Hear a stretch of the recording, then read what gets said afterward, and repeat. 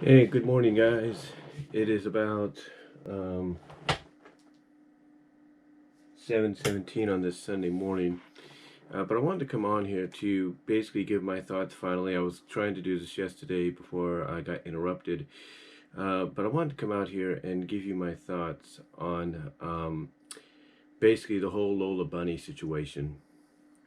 In case you guys don't know what I'm talking about, Entertainment Weekly recently released some pictures of what Space Jam 2 or Space Jam A New Legacy is going to look like from a live action animation perspective.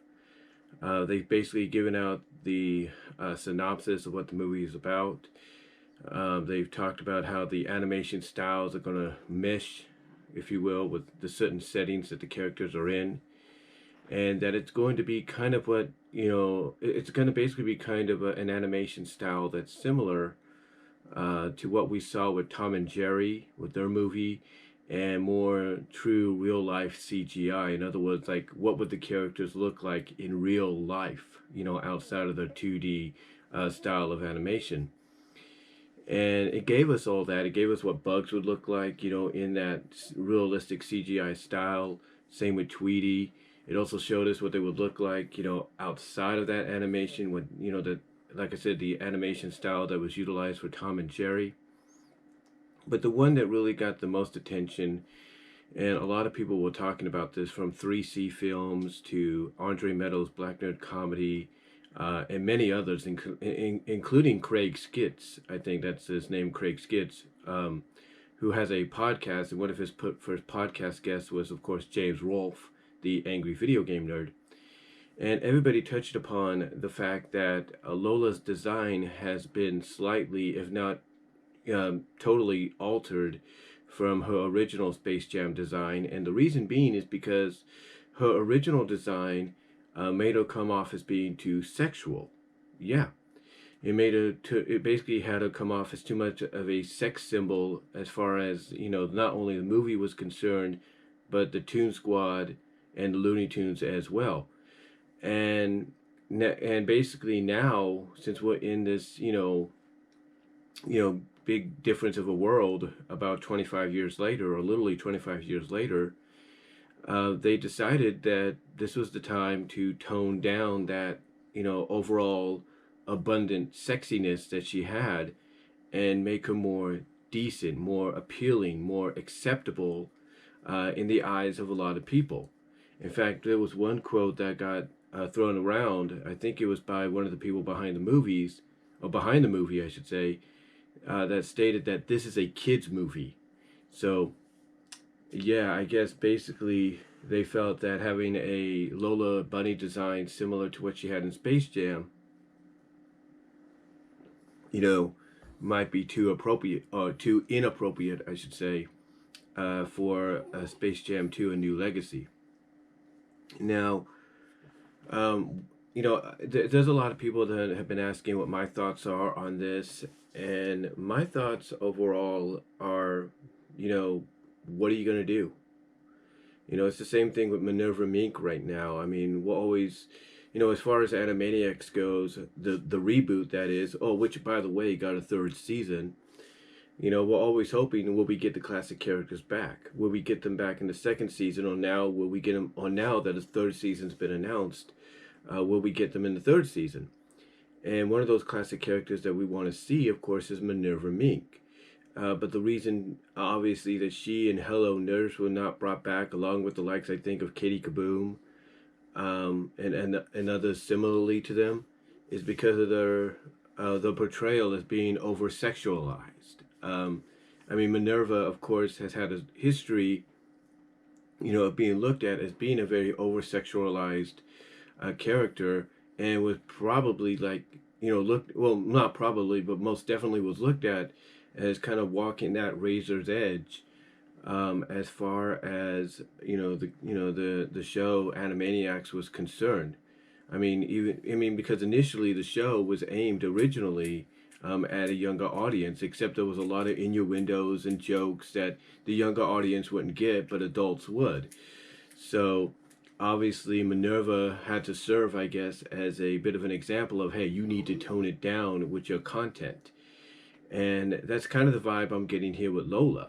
That even though people know who Lola is and what she looked like in Space Jam, um, you know, throughout the years they've been trying to tone her down. I mean, in the comics when she would appear, they would tone her down. In the Looney Tunes show, they toned her down. In her first movie outside of the of Space Jam, Treaty Big Adventure, if you will, they tried to tone her down. They tried to tone her down in the new Looney Tunes slash Rabbit show, and they even tried to tone her down in some of the games that she would be part of, and even some of the animated shorts that she would be part of. So they have tried for the past 25 years to tone down, kind of alter, Lola's appeal to be more appealing to, I guess you say, today's culture, today's PC world. And obviously, not a lot of people are happy about this because it's like, why would you do this to Lola Bunny? There was nothing really wrong with her design.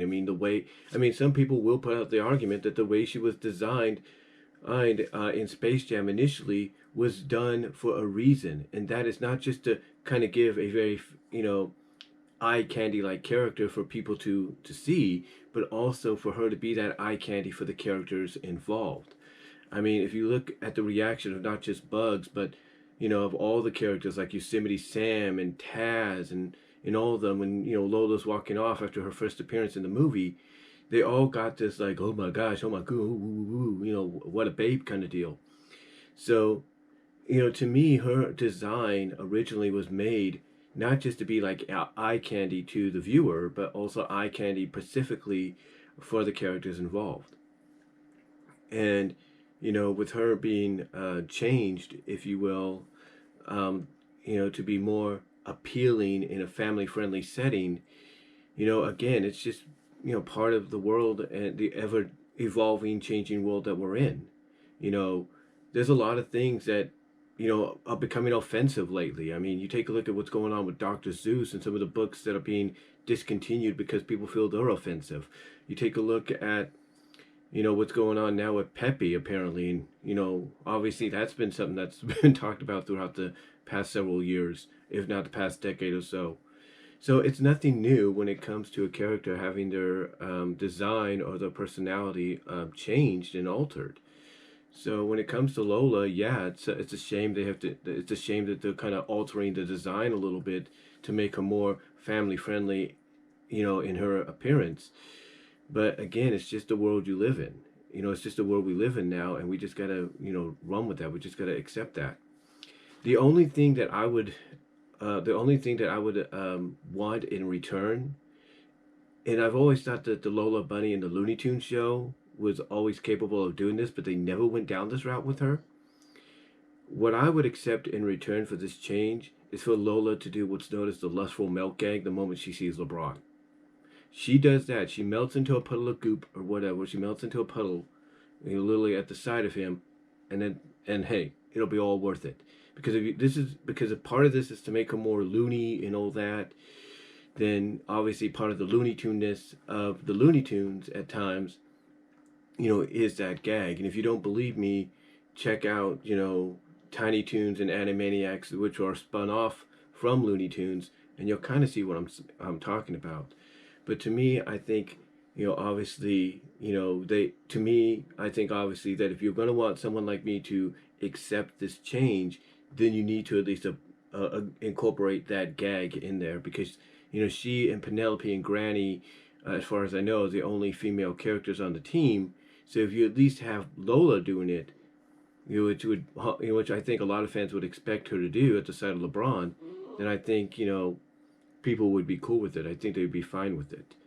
But again, what are you going to do? It's just the way things are, and we just got to accept it for right now. But let me know what your guys' thoughts are down below. What are your thoughts on the Lola Bunny redesign? How do you feel about it? Do you think it was right for Warner Brothers and the directors and the team behind the movie to do this? Or do you think they should have left it the way it was? And what would you accept in return for the design? Would you expect a gag like what I mentioned or something different? Let me know down below. Comment if you like in the comment section as well as in the live chat during the premiere. And I will talk to y'all later.